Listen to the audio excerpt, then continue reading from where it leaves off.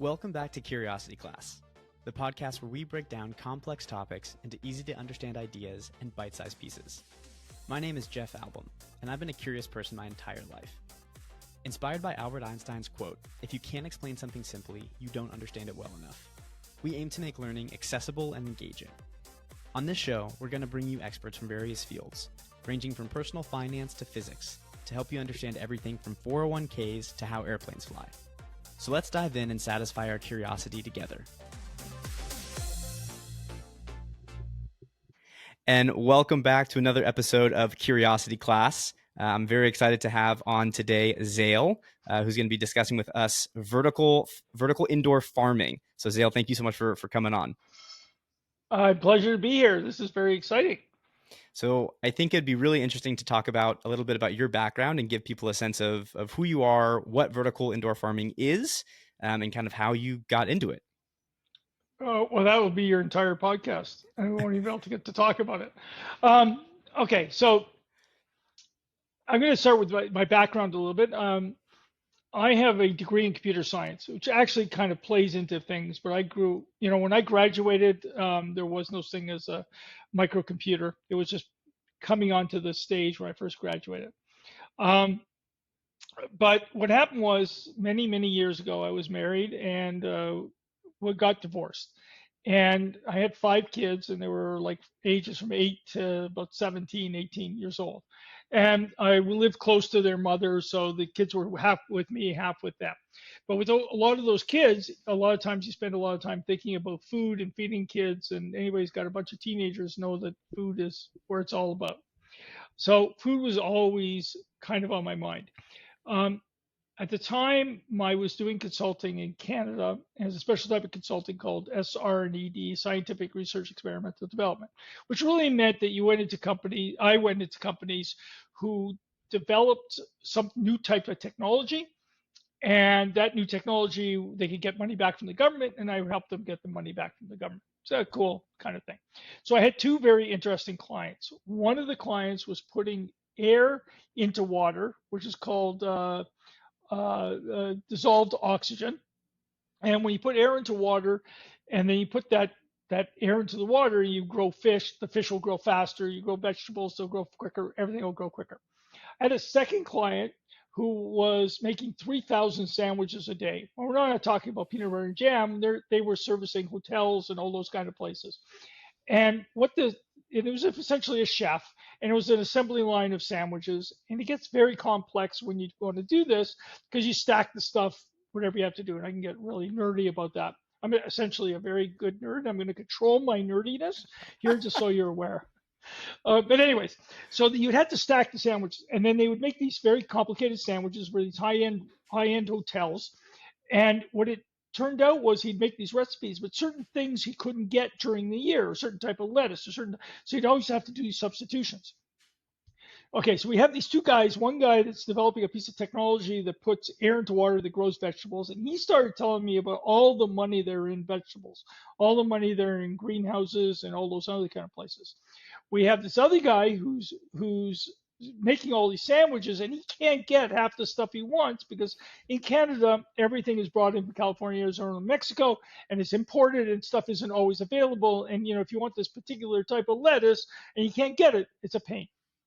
And then I had my kids who I had to feed all the time, and I like to feed them healthy foods, not necessarily organic foods, but always a salad on the table, always vegetables, all that kind of stuff.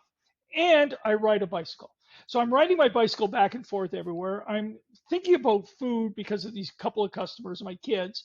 And I'm looking at the roofs of the buildings. I'm saying, oh crap, sorry about that language. You'll have to beep it. Anyways, I'm looking at the roofs of all the buildings. And I'm saying, why are we importing food and why are we growing on the tops of the buildings? Right? And what city was this in? Toronto. Okay. The tops of Toronto is full of apartment buildings and buildings everywhere. It kind of looks like Detroit, Chicago, and New York, Boston, any other big city, right? But we have winter, so the growing season in Canada tends to be from May till September, right? And then there's nothing, you can't grow otherwise that. So I'm thinking, why don't we grow on these roofs? And I can get into a lot of complicated things, but we started doing the numbers. And if you start doing the numbers, and it all ends up being a numbers game. This is all about the numbers. Is if you do it horizontally, you can't even make enough to pay $15 a square foot for the roof. Never mind make money or anything else. So Okay. it became obvious that the way to do it was, well, how do I grow more in 1 square foot? And so when you want to grow in 1 square foot, the only way to do it is if you got a square foot is just go up, right? Like Sure. what is an apartment building? I know you're an apartment building guy, right? Multifamily, right? So you have a half a square acre and you go up 12 stories and you got 14 apartments on every floor and 12 stories. And all of a sudden you're doing 160 apartments in a half a square acre, right? As opposed to two houses, three Sure. houses. Sure. So indoor vertical farming became this certain thing. I said, well, how hard could it be? And about $1 million of R&D later, we figured out all the difficult challenges there are with it. Got it. Got it. Got it. Okay. So now that was kind of how you got it started. So what was the first thing that you did with it? So you had that thought and you're like, okay, I want to grow crops on tops of apartment buildings and go up. So from there, what happened? Well, the first thing you do is the numbers. You work out the Okay. Excel spreadsheets, you do the projections, you see what the market would be for the vegetables, how much money can be made. And right away, I zoomed in on packaged goods. So if you go into any, a lot of your probably clients are Walmart. They'll go to Walmart or they'll go to Ralph's in California or they'll go to wherever they'll go. Can't think of the names of all the companies. I was trying to figure them out. Anyways, you go and you buy one of those little containers of pre-made salads, right? You open it up, you rip up the top, you put it in a bowl, you put some salad dressing on, and you've kind of got a salad going.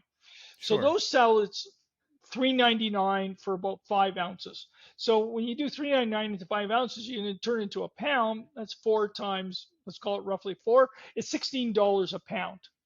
But I can walk over and buy a head of lettuce, and I can buy the few other vegetables I want, and I will buy enough for a week's worth of salads, and I won't even spend $6. So the real money is in those packaged salads, right? Just like when Okay. you go to Starbucks, right? I like to do this comparison with Starbucks. You walk into a Starbucks, you want grande latte, 1 pump hazelnut, one raw sugar, extra hot. You're going to How pay did you know five my ninety. order? Okay, right? You're going to pay $5.99. But if you were to go and buy all the raw materials and do it at home, uh, even buying them retail, you'll be paying 60, 70 cents for that same cup of coffee, Sure. right? Okay, so what's the value? Your value is that you can open up the package, dump it into a bowl, and it's there.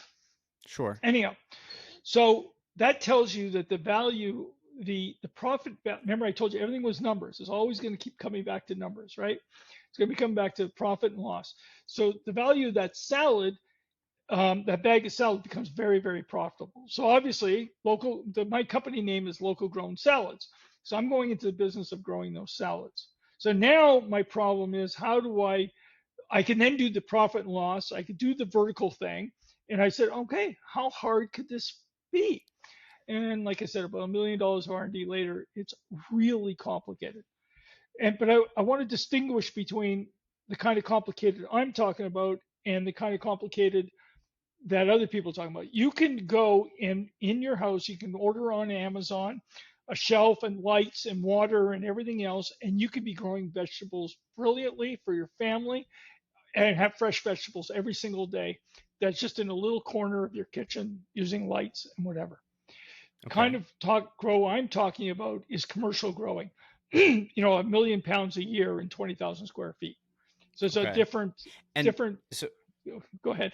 can you quantify? So, think about 1 million pounds and 20,000 square feet. What does that look like in terms of, how big is a football field and how many pounds does that produce typically kind of on a farm outside, Oh, so just it's to get a about comparison? it. It compared to field farming, it's somewhere around 12 to 15 times more dense than you would do in a field farm. So 12, I, the vertical farming is 12 to 15 times more dense. So it produces 12 to 15 times more output than the right. same square footage on a field. Actually, it's quite a bit more. We in Wow. 32. But the way I do my numbers, I have what I call a vertical. Our technology is a thing called a vertical acre, right? Hmm. So it's about 32 square feet. So it's about a 32 square feet is about the size of a big dining room table, 8 feet Okay. long, 4 feet wide. Okay. Okay, everybody can imagine that, and imagine it fits in a normal house within 8. We only go up to 8 feet. Most houses are 8 to 12 feet, so maybe it touches the ceiling. Okay. Okay, so we're talking about dining room floor, dining room table, floor to ceiling in a normal house, and that will grow in a period of a year an acre. An acre, that's 32 square feet, so an acre is 44,000, 3560. 43,000. Yeah, something I'm like so that, upset right? that I know that number. Yeah, welcome to Nerdville. Anyhow, so so um, when you do that, so you do 32 with the, and then you get the multiple. Um, but the difference is in an acre of land, let's say we're California, you're going to get 3 harvests a year. You're going to plant, harvest, plant, harvest, plant, harvest. Okay. In our system, we do um, a plant and a harvest every. Well, we don't plant every 3 weeks, but we get a harvest every 3 weeks. We do what's called a cut and come again. So you plant the vegetable grows, it grows what's called the canopy. Think basil, think a head of Hmm. lettuce. Don't think that horrible lettuce, iceberg lettuce. Think romaine lettuce or something else with lots of leaves and everything else, right? Sure. Sure. What happens is you plant the plant, and then you can harvest the canopy, which are the leaves, and then 3 weeks later it'll grow back. You harvest again, and harvest again. So a typical harvest will be 3 times every 3 weeks, roughly, for most vegetables. Okay. Cherry tomatoes for what we call small vegetables, which would be flowering vegetables. So cucumbers, tomatoes, um, beans, peas, those kinds of things. You can only get one harvest, then you got to replant again.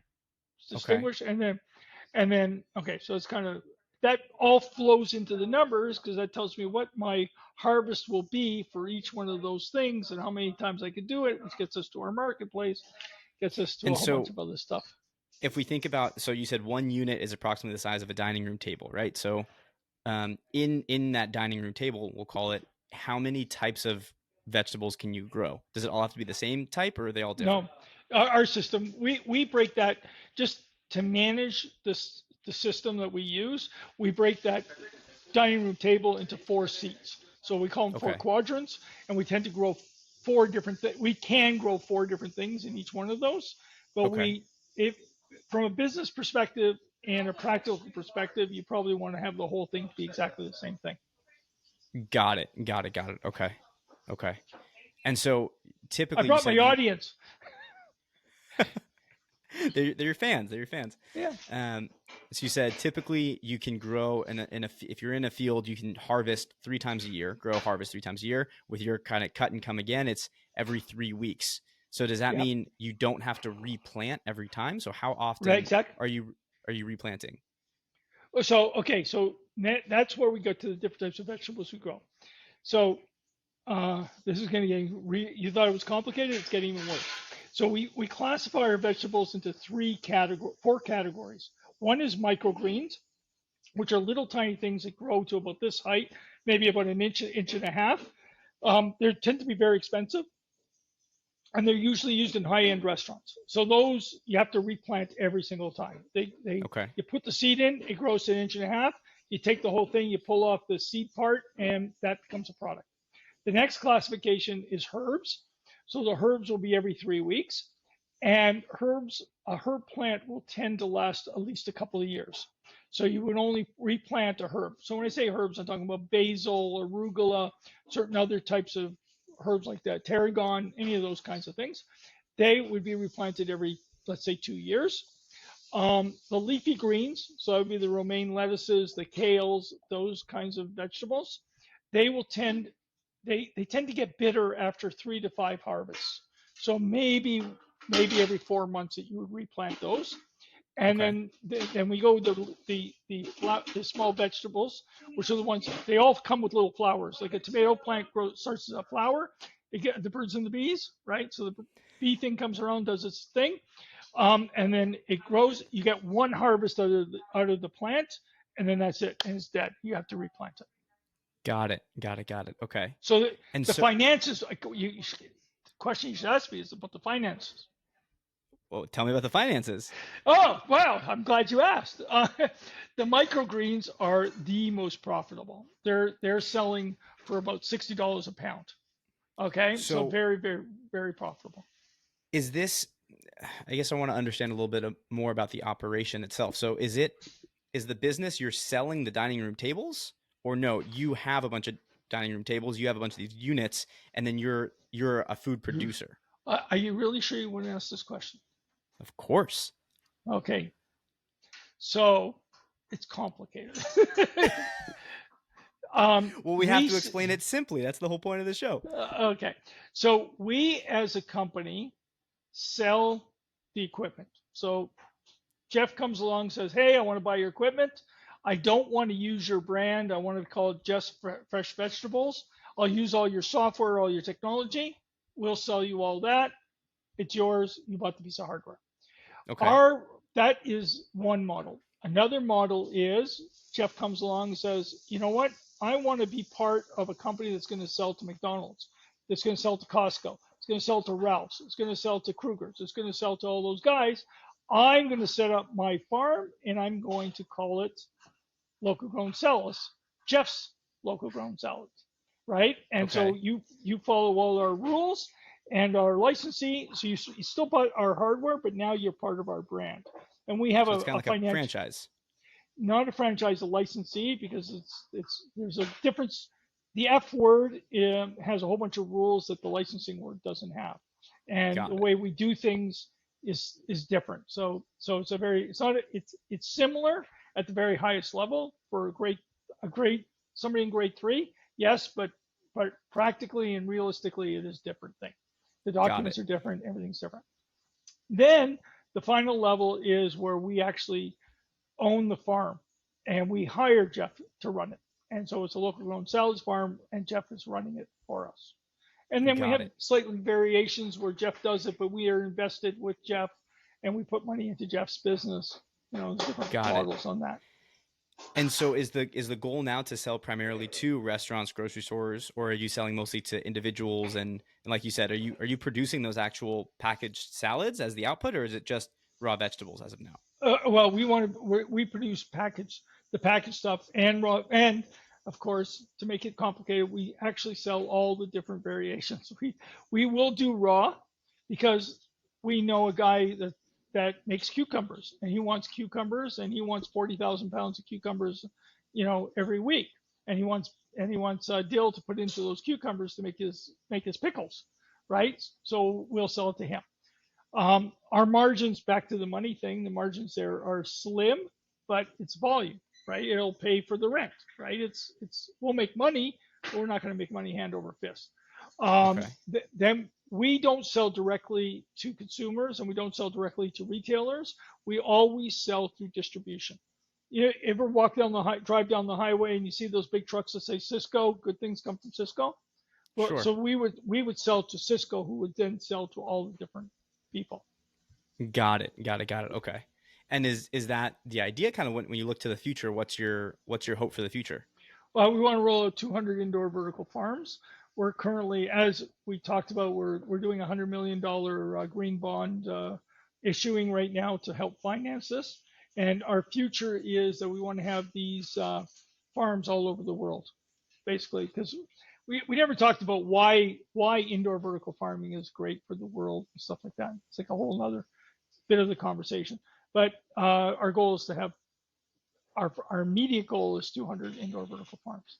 They're about And $5 to $7 million each. oh So wow, so okay. this is And not in each small pennies. one of those farms, how many units or how many dining room tables, to keep the analogy from before, how many of those are present in each one? About somewhere around 120, roughly 120. 100. Yeah, every farm's slightly different depending on what kind of building we go into. If we use a prefab building that we create, then it's always a standard 96. If it's a big building, let's say it's 25,000 square feet, and we can fit them in, and depending on where the pillars are and stuff like that. Sure, sure. And then maybe this is a silly question, but if you have more, can you go above 8 feet in height?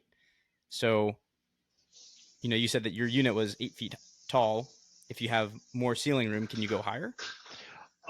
We would have to build a second level to the to the farm and put them on the second level. So generally, we try not to go into those kind of buildings. Um, Okay. we our sweet spot are very old buildings built, 1940s, that have relatively low ceilings and don't have a lot of use. Doing a lot of work in Philadelphia, and if you drive around Philadelphia, you'll find lots of empty old buildings sort of sitting there because they're just not.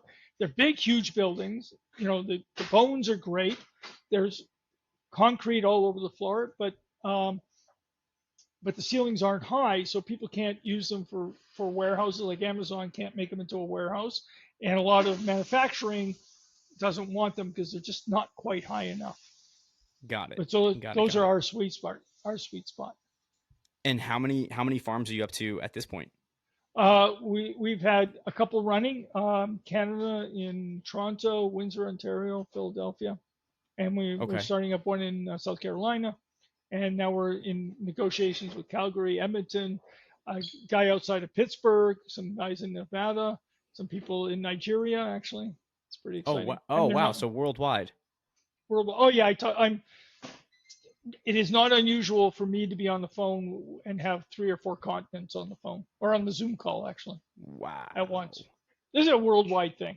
What Okay. I'm doing now is it's considered a worldwide thing. Okay. The That's world so the cool. the biggest place right now for indoor vertical farming is Singapore. That's like the hottest market right now. Hmm. Singapore is an Okay. So island city, and there's not a lot of space for growing, and they bring in a lot of food. sure. So yeah, now let's talk about why vertical indoor farming is so good for the world. You alluded to it earlier, but Oh, because I can make give a us lot of the money. No, okay. So why is indoor vertical farming? Okay, so there's a lot of problems with traditional field farming. Um, let me go through the biggest ones first. Field farms are far away from where people live. So Americans don't think of they think of California and New York as part of the same country. But realistically, in the United States, as I think one of your previous guests had mentioned, every state is like a little tiny country, right? And sure. everyone operates differently. So when you grow stuff in Arizona, Mexico, or Arizona, California, or Mexico, and then you bring it to New York, and you're importing 1,500 miles across 1,500 miles. So Hmm. it's a long distance that you're importing. In Europe, you have the same problem. People grow in Portugal, Spain, and they import into Germany. Well, the distance from Portugal, Spain, and they usually go through the Netherlands is into Germany is shorter than actually the distance from California, Arizona, and Mexico to New York. Okay, so you're moving food. As soon as you move the food, as soon as you harvest the food, the quality and the freshness goes away. It starts to deteriorate there. And typically, from the time it's harvested and it gets into the store, is 7 days. The entire life of a vegetable from the time it's harvested to it gets into the store is maybe is the entire sorry till the entire shelf life is called 21 days. So as soon as it's harvested, you're losing, and it takes 7 days to get there. So you've lost a lot of your shelf life and a lot of your taste. Okay, so Okay. that's the quality. That's the first thing. The quality just drops. Secondly, is you ship the stuff across the country, and you lose things because the guy forgets to shut the door. The Mississippi, you can't get across the Mississippi because the bridges are backed up. Um, the guy sleeps too late. He runs out of gas. A whole bunch of things happen. The thing comes the pallet comes off the back of the truck. It stays on the shelf on the loading dock too Highway. long. Oh no, on the loading dock, just offloading, and sometimes it Hmm. goes through 2 or 3 people.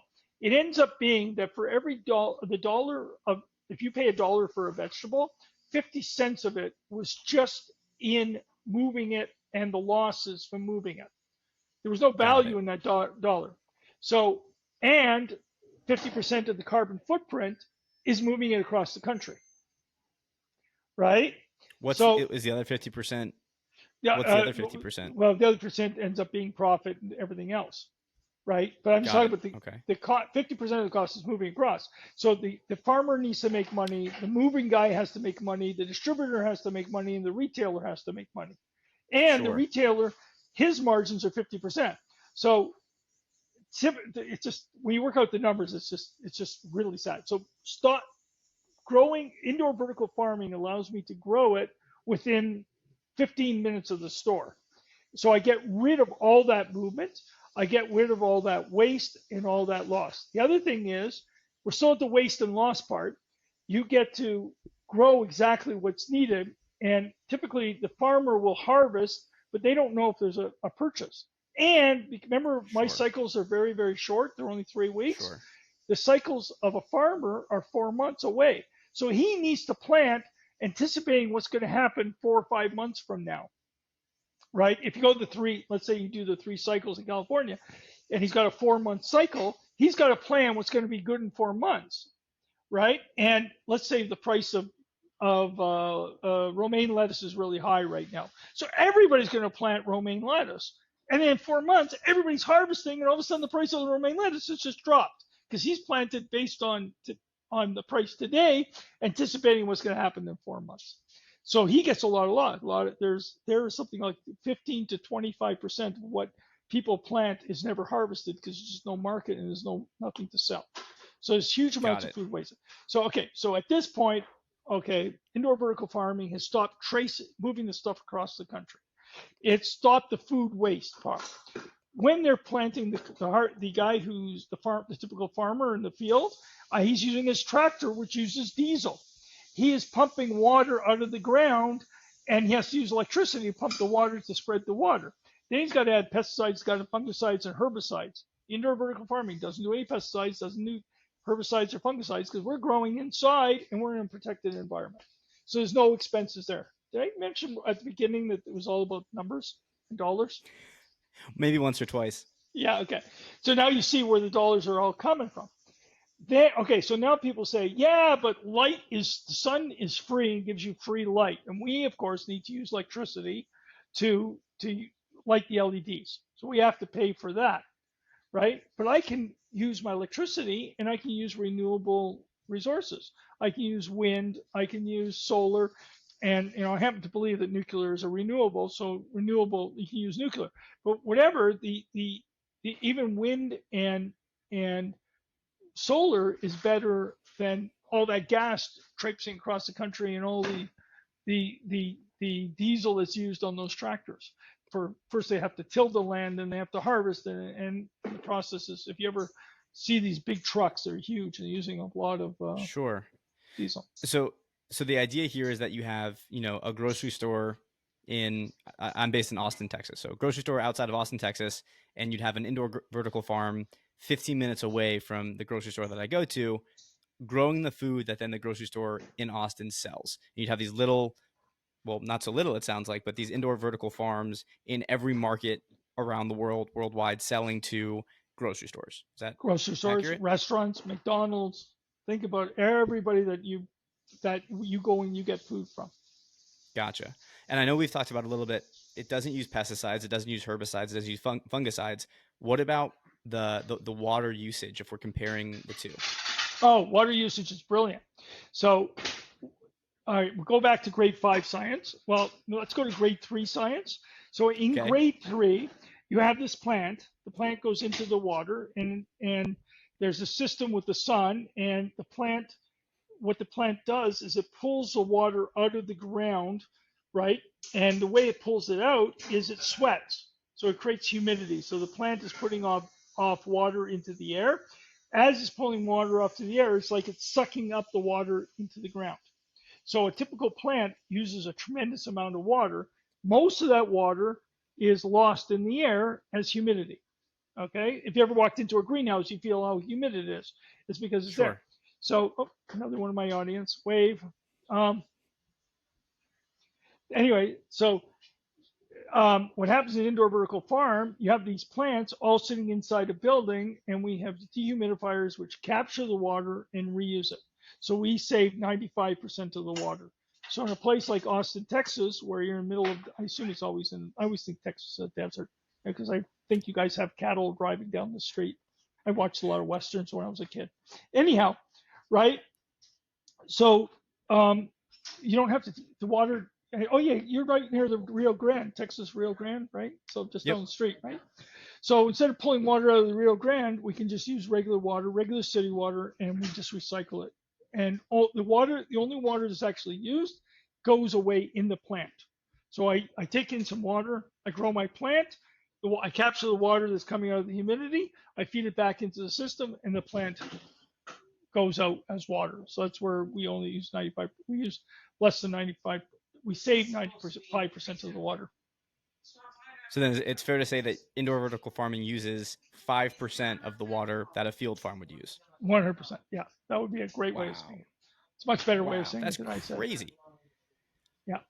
And so, okay, I know we've talked a little bit about that. Your goal is to build these larger indoor vertical farms that would have up to 125 of those dining room table units, which would be a similar output as 125 acres over the year, right? Because each unit produces about what an acre of land would.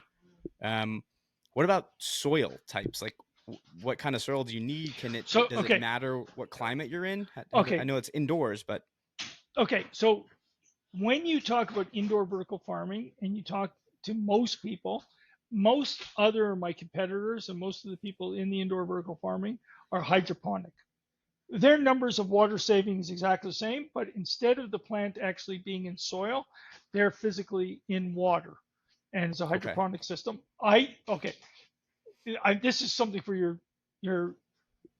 I want to make sure it's very clear that is most indoor vertical farming. Local grown salads, my company doesn't use soil. We don't use hydroponic for a whole bunch of reasons, which are very kind of nerdy and technical. But essentially, we grow in soil. So we actually make our own. So I don't go into my backyard and dig it up. We do a specialized version of a soil that we built, but it is a soil. Soil is defined as a clay and a sand and nutrients in it. And so we create our own soil. We seed our plants in these things called seed cartridges, and they grow, but they grow in soil. Got it. Okay.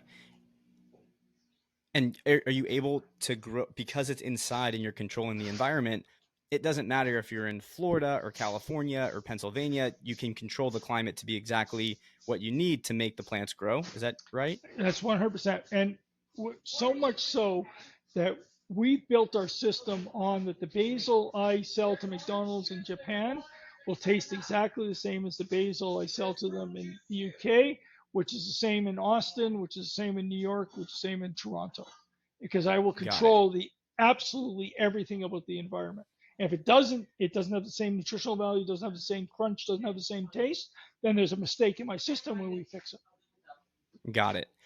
Do you foresee that, in the future, in 3 to 5 years or whatever time horizon, that people are going to have these little individual units in their homes? They can buy it now. This sounds awesome. You can buy one now. You can go to IKEA sells them. Amazon sells these different systems. You can really. So yeah, for sure. How much do they cost for soup to nuts? For your home, not my type. Yeah, those $200. You can do DIY it, do it yourself for $25, depending on how big of a system you want. Huh. And so then but that's not your system, right? That's a kind of a separate other. Okay. So that's for your home when you have your wife, your kids, and 2 or 3 kids, and you want to put basil on your pizza every night. Gotcha. So you mentioned a little bit, you said you have hardware and software in your system. Talk to us a little bit about what the software does. Like, why is your system different than a DIY one that we can buy from IKEA or Amazon? Oh, okay. Because we make sure that we turn on the lights and turn off the lights at a specific time. We have airflow that goes over it.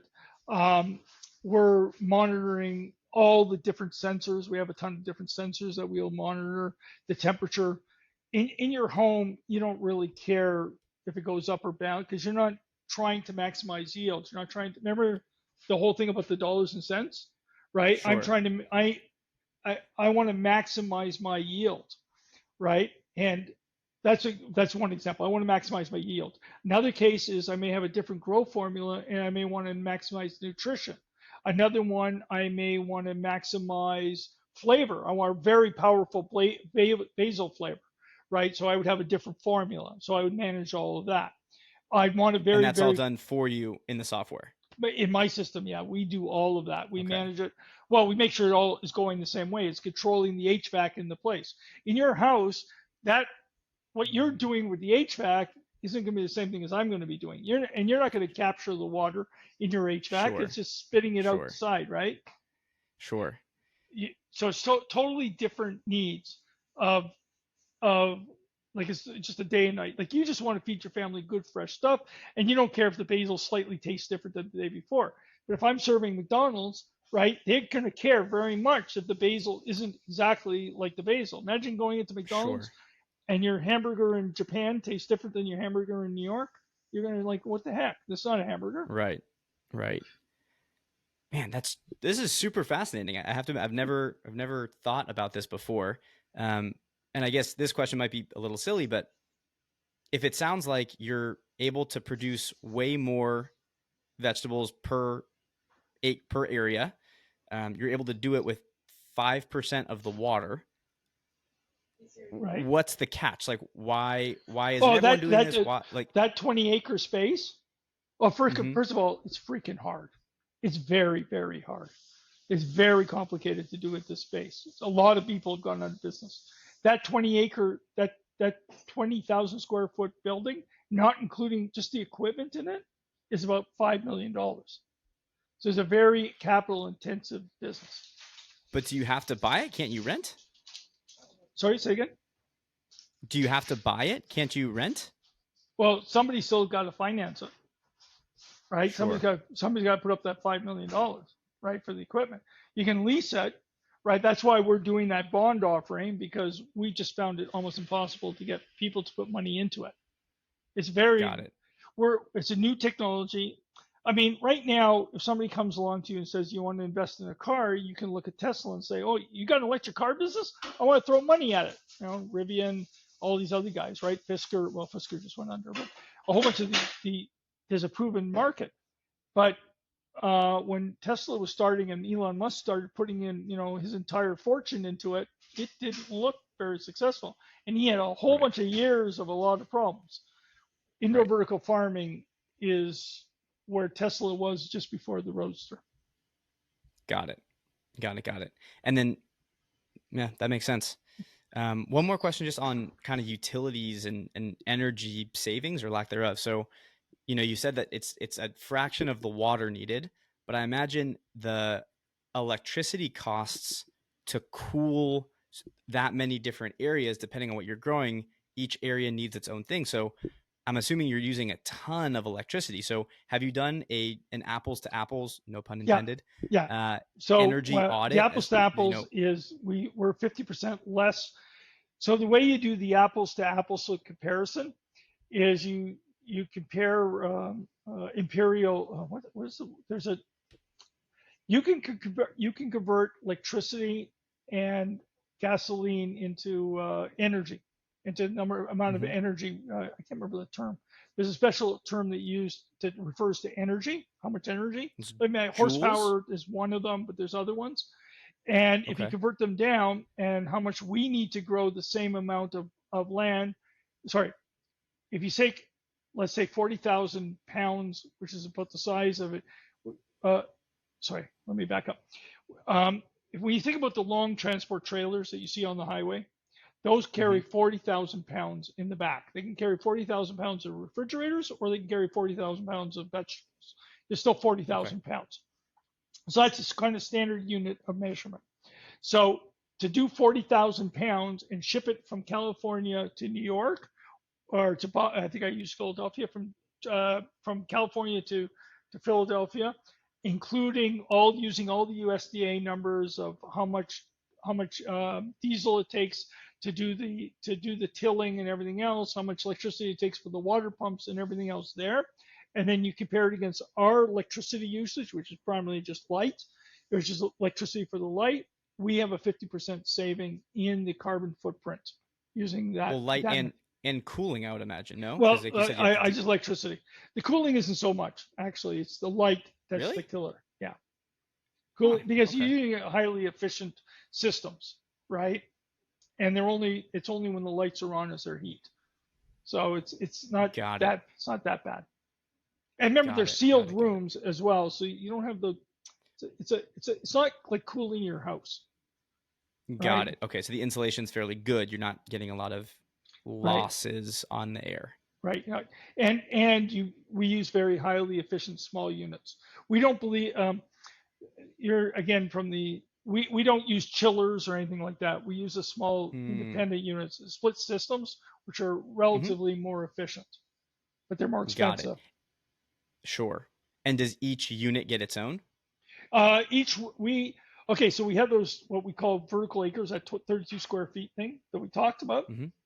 So Hmm. we put them in a room that's maximum 2,000 square feet, and we will put four indoor HVAC units and two outdoor HVAC units for that. So that's the Got it. Okay. maximum we would use. We So want it. how? We want a very balanced and controlled space. So every part of the room has to be the same temperature. So we use multiple units in the room. Sure. Sure. It's HVAC. Okay. It's HVAC double health. There are a lot of HVAC units, and I can and, imagine. and also you want to make sure you have extra capacity in case something goes wrong. One of the units fall. Can the other can if you have 5 units in there, can the 4 units support the fifth unit? And you don't want to run them to their max because you want them to last and treat them with some respect. Sure. Man, that's super cool. It's a super interesting design and very interesting idea, and it sounds like it's going to be very successful, which is it's always good to hear the trifecta. Yeah, yeah. Well, we're working on it. It's taken a long time. It is. This is.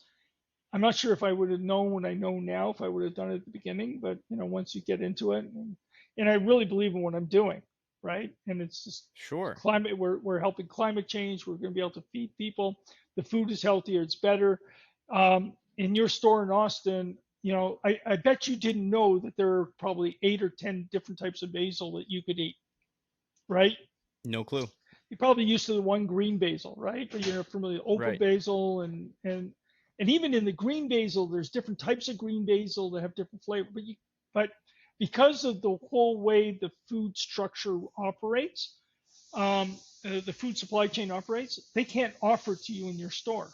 We can now make those all kinds of offerings, and so Hmm. you have better food choices and tastier food choices. It's a foodie. It's a So this is Go ahead. Sorry. this is one question I did have kind of related to that is, all right, so even if you get the indoor vertical farm to be close enough to the grocery store in Austin, right? You still have to physically get the vegetables from the vertical farm to the grocery store. So Yeah, how do you do that? local, last mile delivery. That's why we use distributors. Those distributors are showing up at the truck at that store anyways, right? The Got it. Cisco is showing up and he's delivering the Coca-Cola. He's delivering the Nescafe, or she is delivering the Nescafe. She's delivering the whatever other stuff that you buy in that store, the Drano, right? Sure. That Sure. same truck will be delivering all that stuff. That's why we always want to. It's called last mile delivery. So there's a Got it. lot. Got it. Got it. Typically, actually, in most the food chain, which is we didn't really, I sort of glanced up over. The typical food chain is a guy in California grows his vegetables. There's a long haul that goes to a terminal, and then the terminal then goes and delivers it. So Cisco will buy at the terminal, but so will Bob's fruit and vegetable. The big guy in the truck, or Tony's big, and he'll buy at the terminal and he'll start deliver out to the last mile. So it's called last. The problem is called last mile delivery. In telecom, it Got was it. always that last mile. That's most, but the infrastructure already exists for all that. Got it. Okay. So again, that's not a problem that you necessarily have to deal with right now. It's you're selling that to a distributor and they're dealing with That's the why. last mile distribution. That's exactly why I'm doing it, because delivery is logistics, and in itself is a whole different business. Sure. And maximizing logistics is it's a nightmare. I mean, that's the Sure. Uber problem, right? Uber Eats, and that's Sure. what those kind of guys are Sure. doing. So all right. So if we zoom out, I know that you said your goal is 200 indoor vertical farms all throughout the world. once you hit that, what's next? The next What do you 200, see as the future of 1,000, indoor vertical farming? 1,000. 1,000. Okay. Just to give you an idea, we could put 200 farms between Baltimore. I don't really know Texas, so I should really use Texas as an example, but I know the Northeast. We could easily have 200 farms between Baltimore and Boston, and we wouldn't even touch the market of fresh vegetables. Wow. So people don't understand that the food business is probably the single biggest industry in the world. In the United States, it's an $80 billion market at least. And I'm just talking about the fruits and vegetables I sell. I don't sell mushrooms. I don't do onions. I don't do potatoes. I don't do any root vegetables, right? So I don't do any of the pulses. I don't do wheat. I don't do soy. And it's still $80 billion, right? And Wow. that's at farm gate prices, right? It's huge. The food industry total, including all those things I do and all the things I don't do, plus meat and everything else, contributes 1/3 of the greenhouse gases in the world, right? Wow. So I'll give you an idea. I don't. This is totally has nothing to do with anything we've talked about before, but it's something I think people should be aware of. 15% of the world's natural gas is used to create fertilizer. 15% of natural gas in the world is used to create fertilizer. Okay, it's nitrogen. It essentially becomes nitrogen. That fertilizer is spread on fields, and because of the way fields grow, 60% or 70% of that fertilizer is lost and wasted. So essentially, wait, what do you? Yeah, go ahead. Sorry, ask your question. No, just so you're saying, of all the fertilizer that gets applied to soil, 60% is lost? Yeah, it's lost in rain. It's sucked into the ground. The plants never get access to it. Just wasted. Gets blown away by the wind. Wow. So 10%, essentially 10% of the natural gas that's pulled out of the ground is never ever used. So it's just totally wasted. Totally wasted. Can you speak a little bit about the topsoil challenges that exist with field farming? Because I know it exists. Uh-huh. It gets overused because of farmers and the way farmers have to do their stuff. I am not. I want to be really. Farmers have it really hard.